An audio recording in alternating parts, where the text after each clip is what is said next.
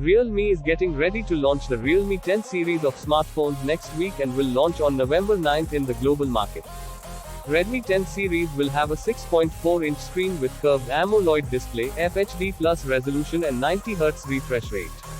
It has 50 megapixels primary camera paired with a 2 megapixels secondary lens on the back. 16 megapixel selfie camera on the front. The Realme 10 will have 6GB, 8GB, or 12GB of RAM. It has 64GB, 128GB, or even 256GB of internal storage.